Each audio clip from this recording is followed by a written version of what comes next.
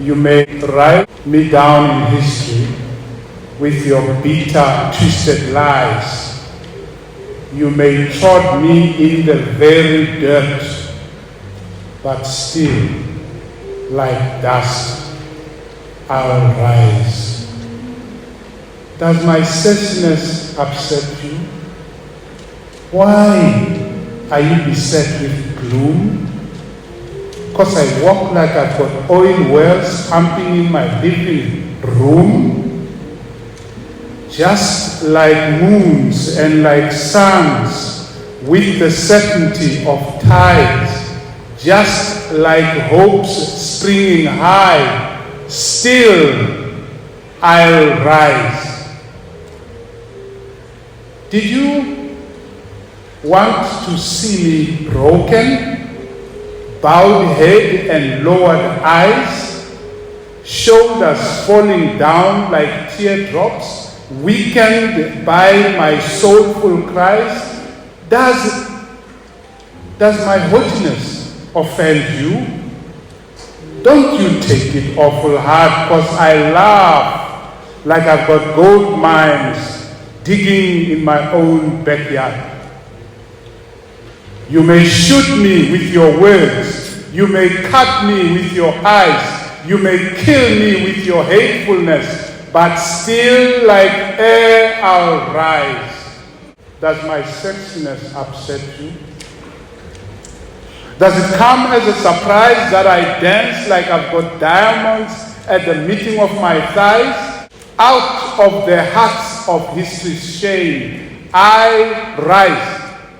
Up from a past that's rooted in pain, I rise. I'm a black ocean, leaping and wide, welling and swelling. I bear in the tide, leaving behind nights of terror and fear. I rise. I rise into a daybreak that's wondrously clear. I rise bringing the gifts that my ancestors gave. I am the dream and the hope of the slave. I rise. I rise. I rise. Andi tsamile xitulwini xa le mahlweni loko ndhavezitha wa hina vona ndhavezitha N'wamitwa wa mbirhi va xiximiwa hi University ya Afrika-Dzonga. University yi ri yin'we ntsena leyi nga pfumeleriwa ku teka vito ra tiko hinkwaro.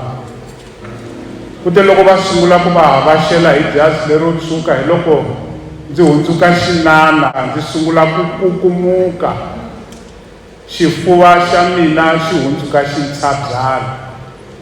Xikan'wekan'we hi nkarhi wolowo xiphato lexi na ha ku hlayaka xi nga xiphato xa Maya Angelou lexi a xi tsaleke hi lembe ra 1978 xi ta emiehleketweni ya mina. Loko va karhi va havashela laya, mina a ni ri karhi ku recita xiphato lexi exihundleni hikokwalaho ka ntsako lowu a ni ri na wona. Hi yo mhaka ni nga sungula hi xona namuntlha.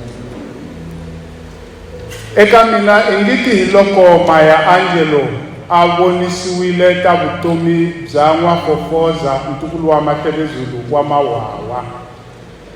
Ingiti hi loko Maya Angelou o va na xiporofiti hikuva wansati loyi wo nkarhi hinkwawo loko a tseketeriwa ni ku jeketeriwa a tshamela ku pfuka a vuya hi yin'wana nxangu i ndhavezitha wa hina N'wamitwa wa mbirhi. Wansati loyi Maya Angelou a vulavula hi yena, loyi wa ku ala ku humisiwa, loyi wa ku hlula ku xanisiwa ni ku sandziwa, loyi wa matimba ya gandlati leri nga tlheleliki endzhaku, i Hosi Lwamdlamuni N'wamitwa wa mbirhi. Ina, wansati loyi wa ku tshamela ku tlhela a pfuka loko a wiseriwa ehansi, i wansati wa wantima, i wansati wa Afrika, i wansati wa Afrika-Dzonga.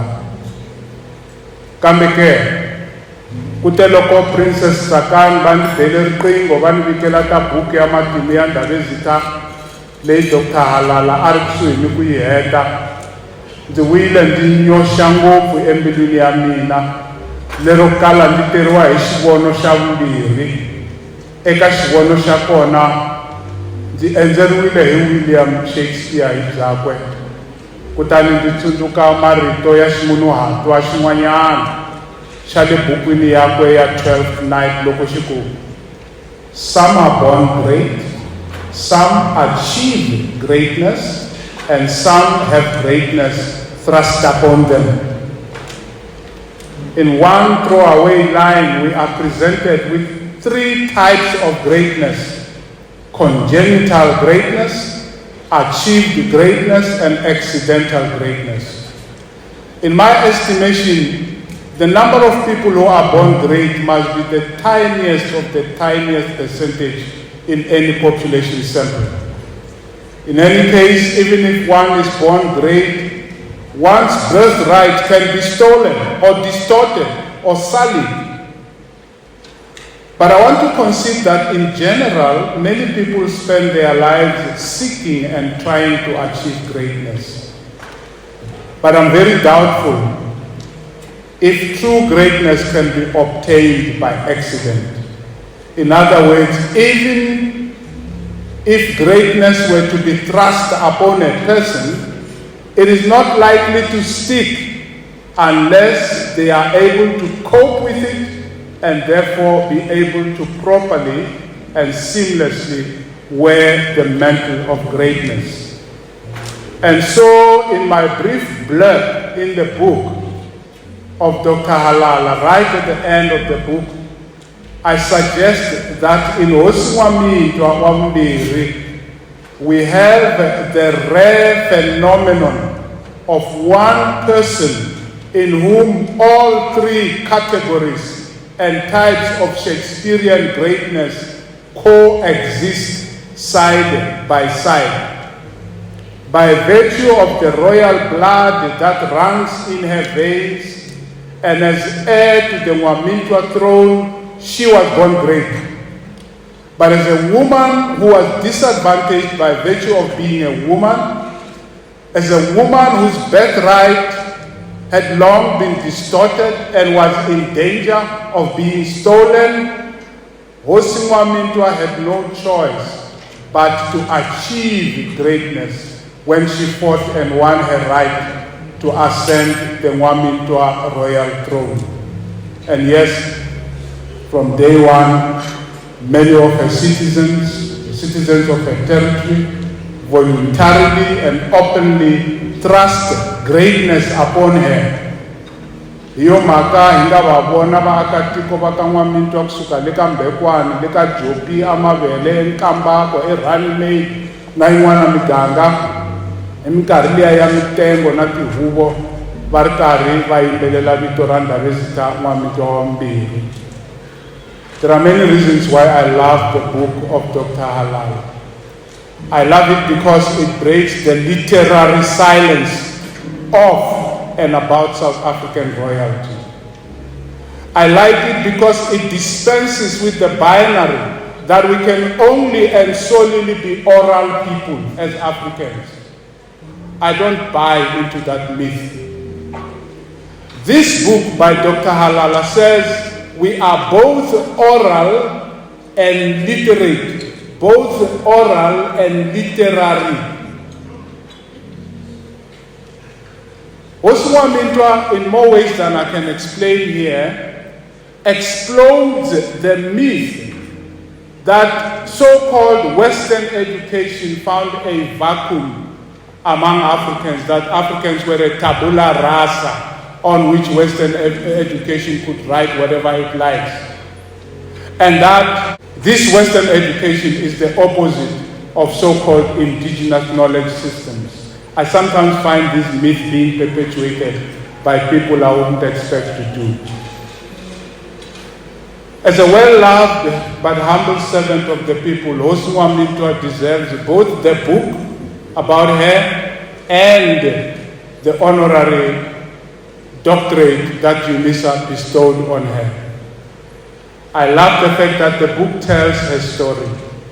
The story of an African royal who served her people selflessly. And in the pages of this book, you will encounter a Hosi whose life purpose, in my view, is the restoration of the dignity of African royalty, the restoration of the dignity of African people. Congratulations, Dr. Hosi N'wamitwa.